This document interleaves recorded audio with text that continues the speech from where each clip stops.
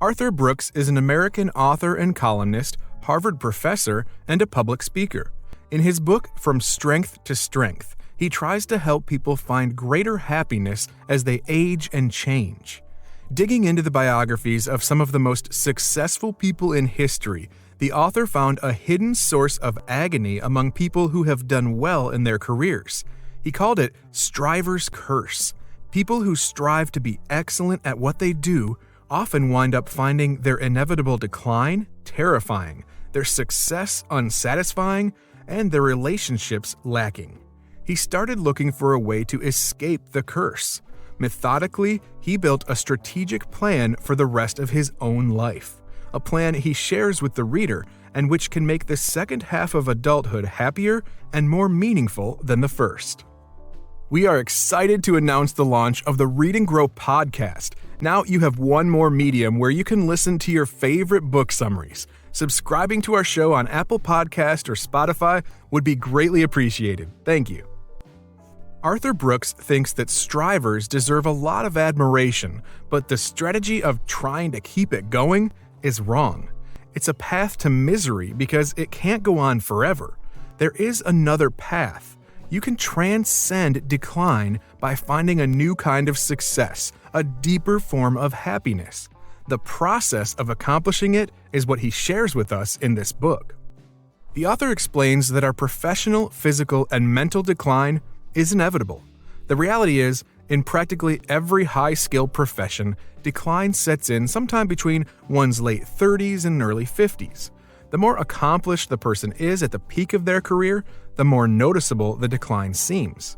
According to him, high accomplishment affects people negatively when it ends. The decline problem is doubly unpleasant. We need ever greater success to avoid dissatisfaction. We follow the formula, the more you do something, the better at it you become.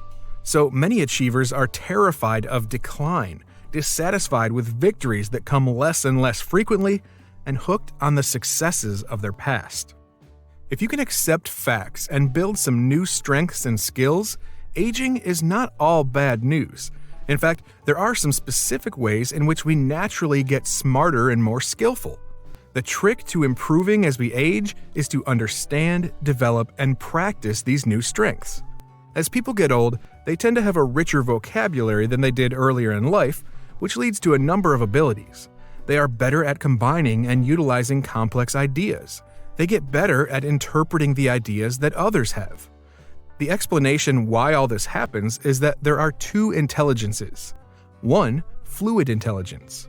The ability to reason, think flexibly, and solve novel problems. The ability to solve abstract problems. It is associated with both reading and mathematical ability. Innovators typically have an abundance of fluid intelligence.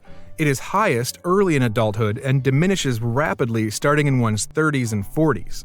Younger people are naturally the best innovators in raw new ideas. 2. Crystallized intelligence. The ability to use a stock of knowledge learned in the past. When you are young, you can generate a lot of facts. When you are old, you know what facts mean and how to use them. Crystallized intelligence increases with age through one's 40s, 50s, and 60s, and doesn't diminish until quite late in life. And here is the secret. With aging, you can jump from what rewards fluid intelligence to what rewards crystallized intelligence. If you want to use your strengths as the years pass, you can redesign your career less on innovation and more on instruction. The author recommends serving others with your wisdom using your natural ability at this point for mentoring, advising, and teaching. In the West, it is believed that success and happiness come by avoiding losses and accumulating more stuff. Can the right formula for a happy life really be to add more and more until we die? Even more powerful than our urge for more is our resistance to less. People are more affected emotionally by losing something than they are by gaining the same thing.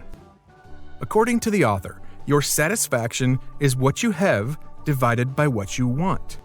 You are less satisfied when your wants exceed your haves. So you always get back on the treadmill and just start running. Satisfaction is possible, just not with the old formulas. What we need is to chip away the jade boulder of our lives until we find ourselves.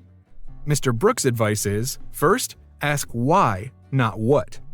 Your why is the sculpture inside that block of jade. Second, the reverse bucket list. A list of things you desire is temporarily satisfying. It is pleasurable but creates attachments and dissatisfaction as they grow. You can choose to detach from this desire and write things that bring real happiness. And third, get smaller. Start focusing on smaller things in life.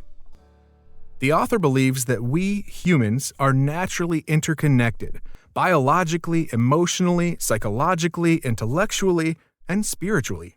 We form a vast root system of families, friends, communities, nations, and the entire world. The secret of bearing our decline is to be more conscious of the roots linking us to others.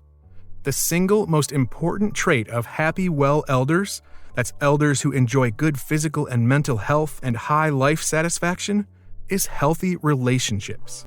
The people who are the most satisfied in their relationships at age 50 are the healthiest at age 80. It is claimed that loneliness is comparable to smoking 15 cigarettes per day and is worse than obesity. It is also associated with cognitive decline and dementia. Loneliness at the top comes from an inability to make deep human connections at work as a result of the leader's position. Arthur Brooks thinks that our goals can belong to two basic categories. One, intrinsic, centered around fulfillment from deep, enduring relationships. And two, extrinsic, centered on earning a lot of money, owning a lot of stuff, gaining power, or achieving reputation and fame. Only a move to intrinsic goals will give you what you really want and prepare you to get on the second curve, which requires relationships and sharing wisdom. If you want to make a deep human connection with someone, your strengths and worldly success are a barrier. You need your weaknesses for that. That's why you should stop hiding them and shouldn't resist them. When you are honest and humble about your weaknesses, you will become more comfortable in your own skin. When you use it to connect with others, love in your life will grow. Sharing your weakness without caring what others think is a kind of superpower. It is the opposite of what you have learned your whole life, which is to show strength. To go from strength to strength requires learning a new set of life skills. Even though life transitions are uncomfortable, modern elders have a desire to reset their lives in a productive, joyful way in which they can serve others with their ideas and experience. The author recommends 4 learning steps to become a modern elder. Evolve from a fixed to a growth mindset, learn openness to new things, collaborate with teams, and counsel others. When you move to the second curve, you should think more about what you really want and less what you wanted in the past.